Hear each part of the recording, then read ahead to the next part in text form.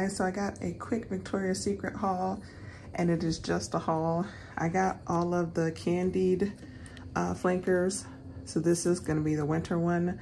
I kind of smelled that, but I didn't. I just grabbed them because I knew that I was going to review them anyway. So I will do a video basically like I did last year, where all of the flankers from this year I'll compare to each of the originals, so look out for that. I also smelled Spice Vanilla and I liked it, and I had a coupon and I needed to hit a certain amount, so I got the vanilla body wash. These were 10 each. These were buy 5 for $40, and so then I got ginger apple jewel, which I did smell in the store and I liked, and vanilla amber bourbon, which I actually sprayed on my skin and I liked. So I got those.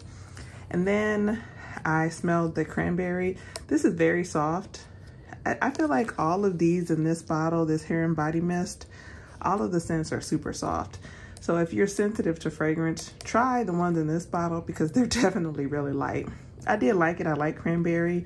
So I went ahead and got a lotion and a body wash. So that was my Victoria's Secret haul. And again, these were 5 for $40. Each one of these were 10, but I had a coupon. So that is it.